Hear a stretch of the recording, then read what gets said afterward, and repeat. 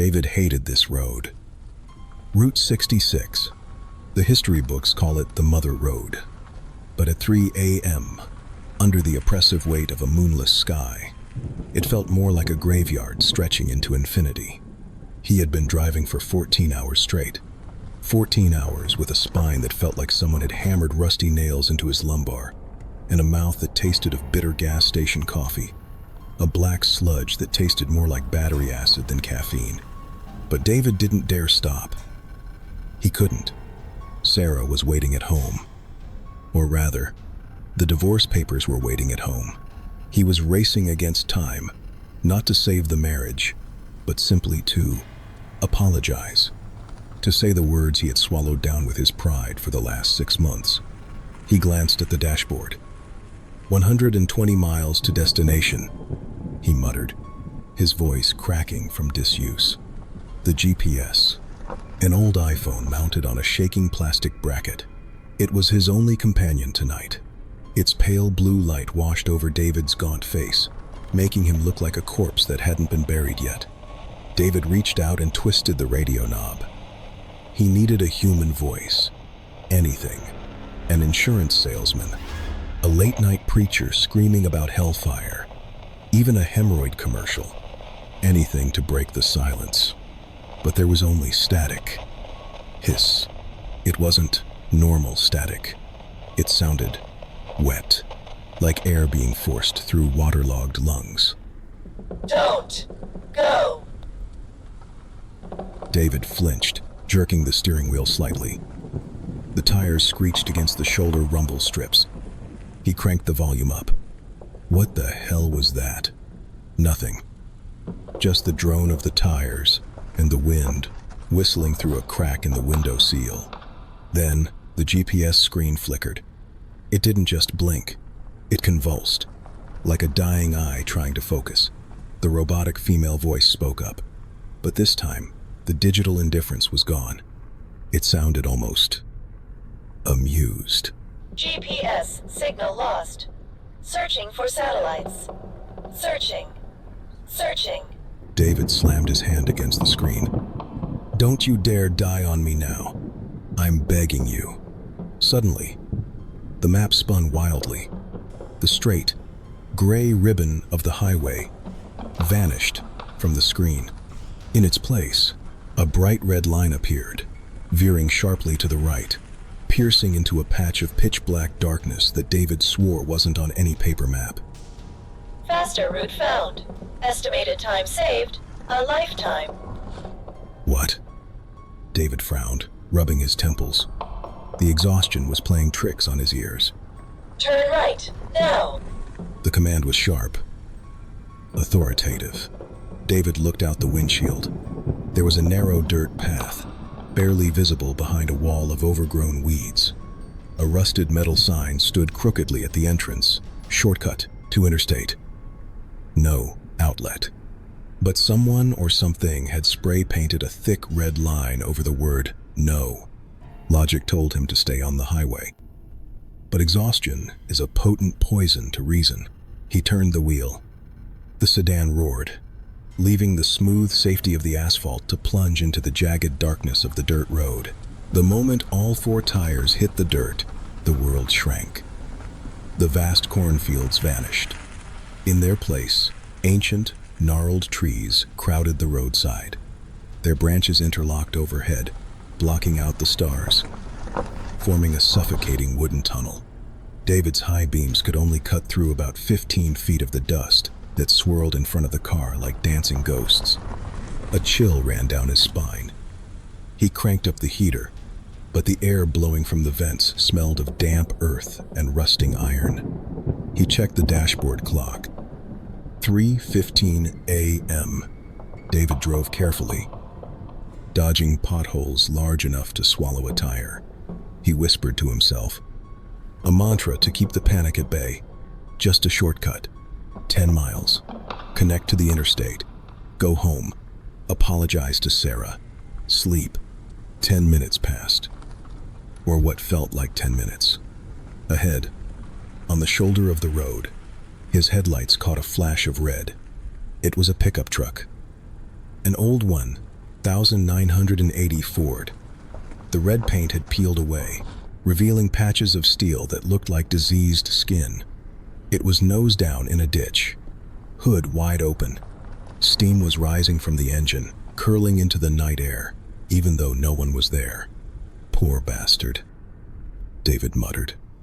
Break down out here, and you're on your own. He drove past it. He didn't stop. His survival instinct screamed at him to keep moving.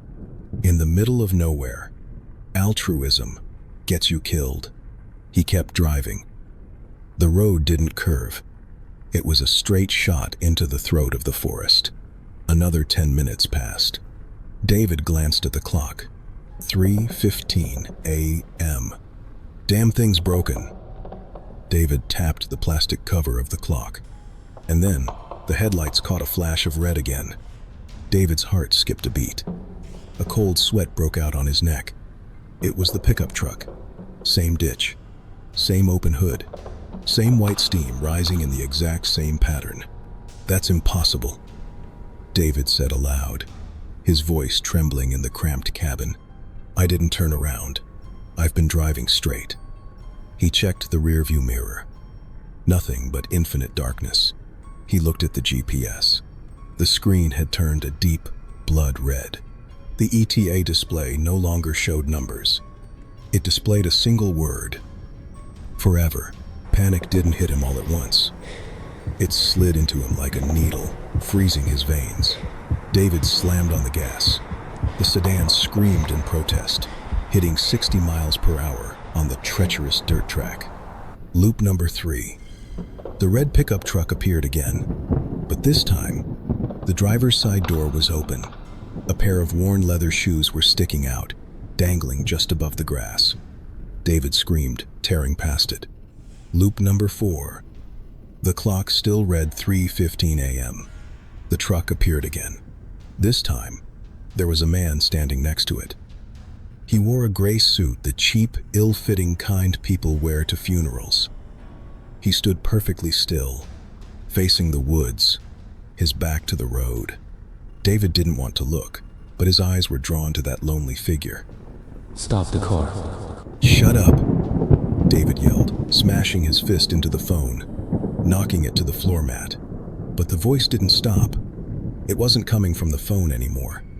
It was coming from the car's speakers. And it sounded horrifyingly like David's father, who had been dead for 10 years. Pick him up, David. He's cold. Loop number 5. David was crying now. Hot tears streamed down his face, salty and stinging.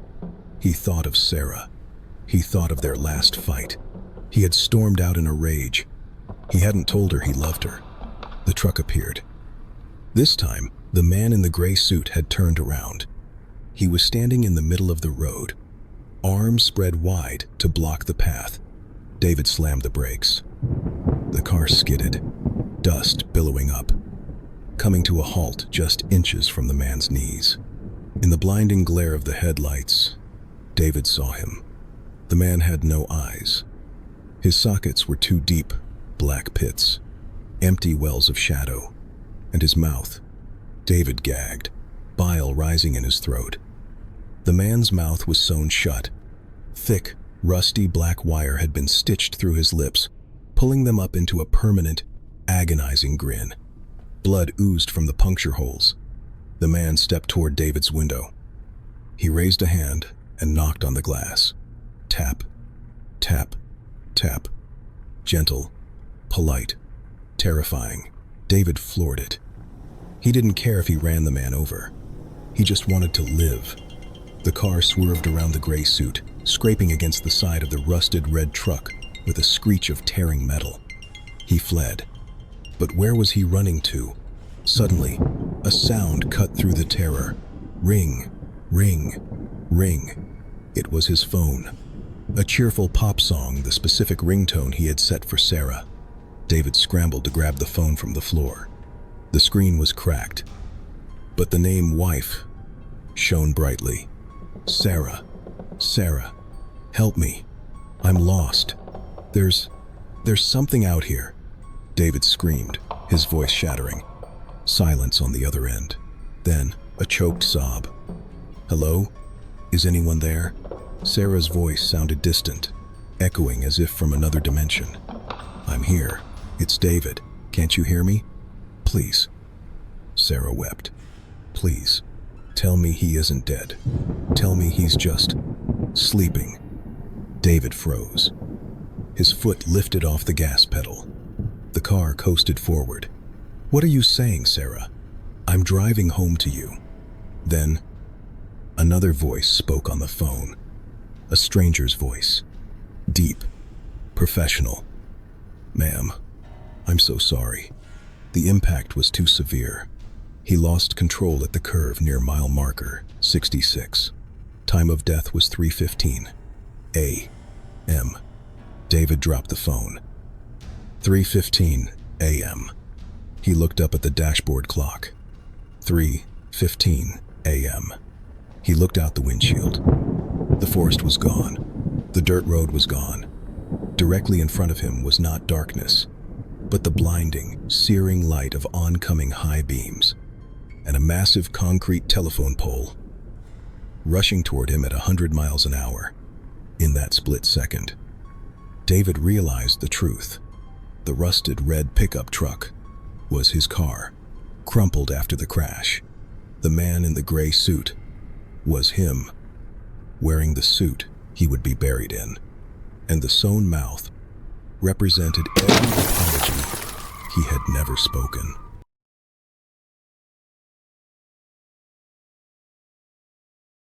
David opened his eyes. The pain was gone. He was standing on the side of Route 66, next to a smoking wreck. Police lights flashed red and blue, painting the night in violent colors. A paramedic pulled a white sheet over the face of the man in the driver's seat. Hanging from the limp arm was a watch. David's watch.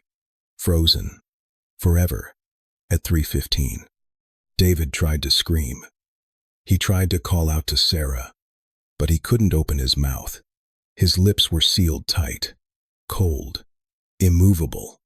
From the wreckage of the dashboard, the shattered remains of the GPS screen flickered to life one last time. The voice was fading, distorting into static. Destination reached. Route ended. Recalculating for the next life.